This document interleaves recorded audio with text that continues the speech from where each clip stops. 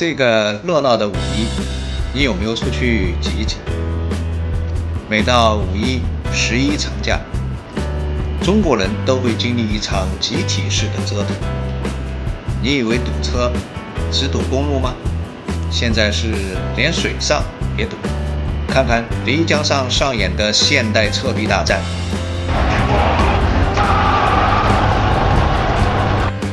大梅沙的海滩下着满满的一锅饺子。鸣沙山的骆驼大军像在攻打匈奴。长城下的人潮，如果攻城，5分钟就能拿下。再看北京、西安、南京、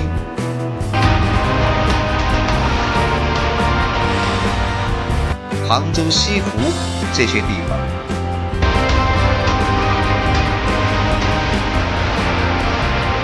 一个个活生生的从旅游胜地变成了大型的避难现场。这是假期还是人类灾难片的预告？你说出去是为了放松，结果回来比上班还累。你说不出去吧，又感觉错过了整个朋友圈。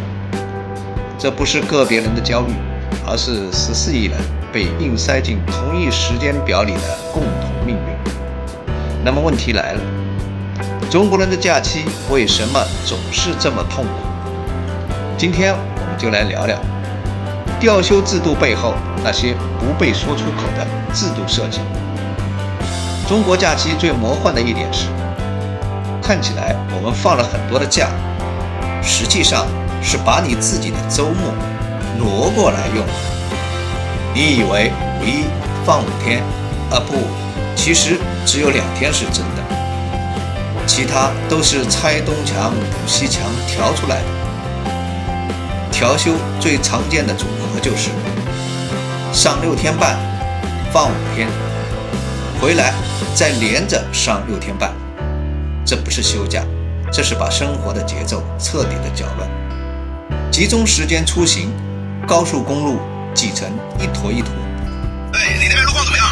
よし、下头移动不动。集中时间返回，高速公路又挤成一坨一坨。集中时间到景点，排队2小时，拍照5秒钟，累得跟搬砖一样。水陆空全线堵塞，景点人满为患，还要面对票价刺客、房价刺客、服务崩盘，甚至设备的事故。比如今年5一，河北某景区摩天轮就因为人太多，设备超载，直接出故障，同时多人受伤。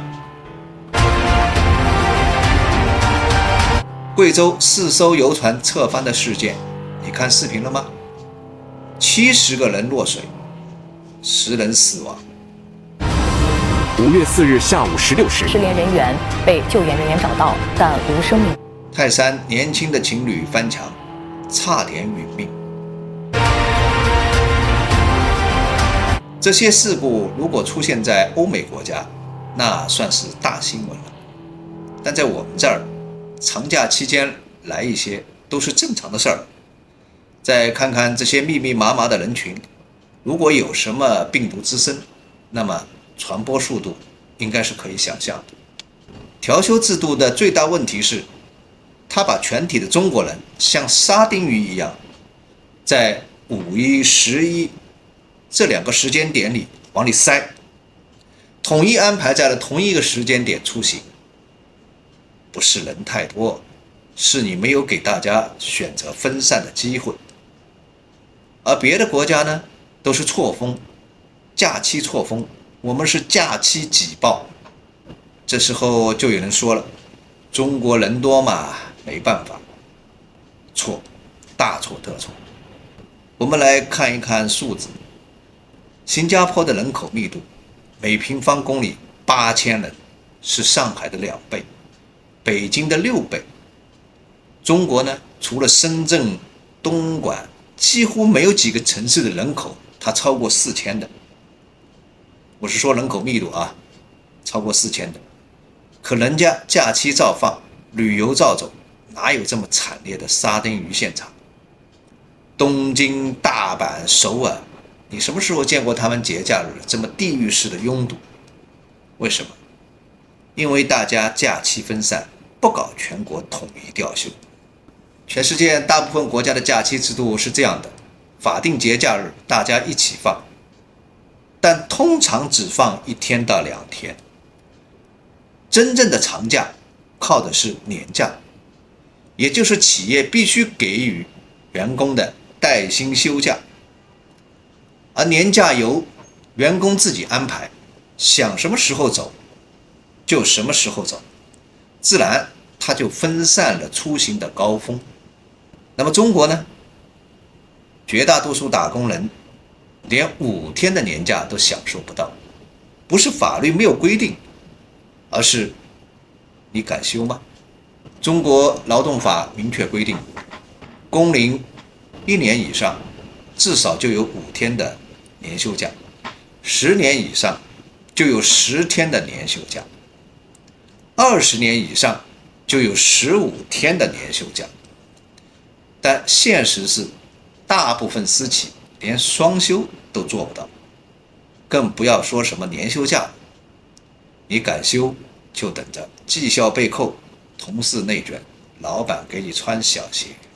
你以为只有发达国家年假多？错了，我告诉你，阿富汗都有20天最低的年假，肯尼亚都有21天，叙利亚有24天，伊朗有26天，中国的5天根本不够看，更不要提绝大部分人连这5天都享受不到。真正能享受到年假的人群是哪些呢？公务员、大企业、外企员工，这些仅仅占总人口不到6%，剩下的那13亿人是压根儿不知道年假是个什么东西。那么问题来了，既然调休问题全国人民骂了20年，为什么他就是不取消呢？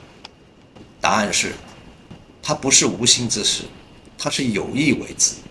今天的双休制度其实是2000年左右为了加入 WTO， 在美国的压力下才开始实行的，并不是政府主动给的，是外部倒逼的。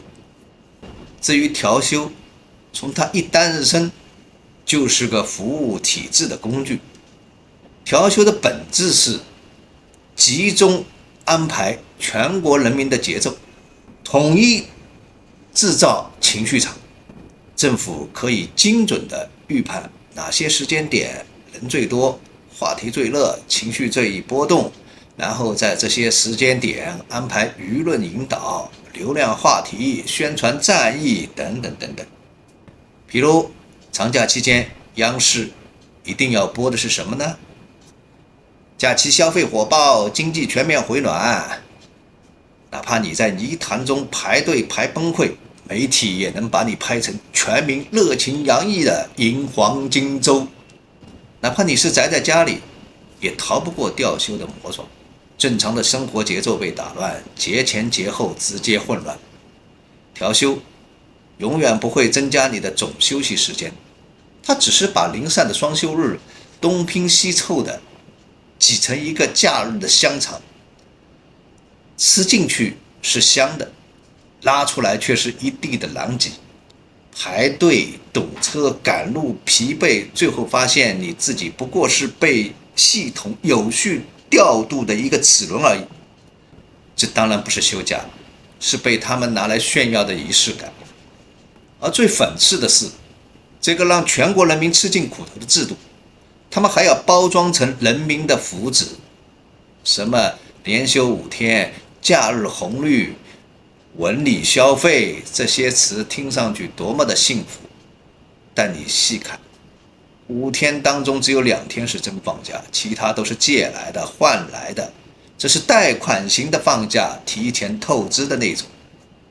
当然你可以选择不出去玩，这时候调休的第二重陷阱就出现了。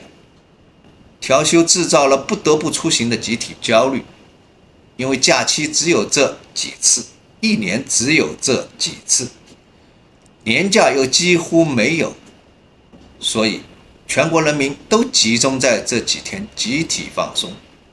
朋友圈里晒旅行照，全网铺天盖地的人从众的视频，逼得你即使不想出去，也觉得不出去就浪费了假期，辜负了生活。你看似拥有了5天的自由，实际上你是被迫参与了一项集体节目，而且这场节目还不允许你自己调时间，不许你自由退出，你只能在指定的时间挤上同一辆车，住进同一间酒店，打卡同一个网红景点，谁来晚了，别说床，连个插队的机会都没有。我们最后问一个根本性的问题：中国已经是全球第2大经济体了，为什么还不给老百姓多放几天假？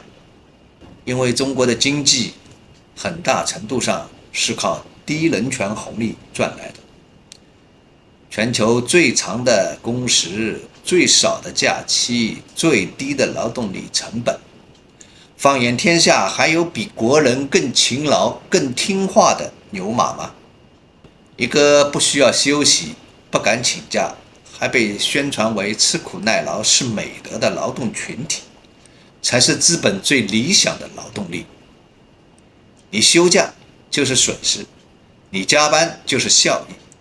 在这种结构下，放假不是福利，而是一种奢侈。我们从更深层的看，其实是思想上的平民化管理。2000年前的商君书曾言：育民5术，愚民、弱民、疲民、辱民、平民。这其中疲民讲的就是疲于生计，无暇他顾。什么意思呢？就是要统治好老百姓，就要让他们始终疲于奔命，没有时间去思考、去反抗、去质疑。这也是为什么中国社会特别热衷于歌颂吃苦，却不鼓励休息。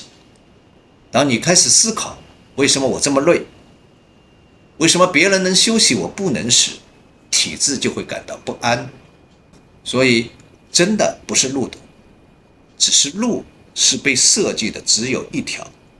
所以你看，问题的根源从来不是人多，也不是放假方式不好，而是这个体制从一开始就没有打算让你真正的休息。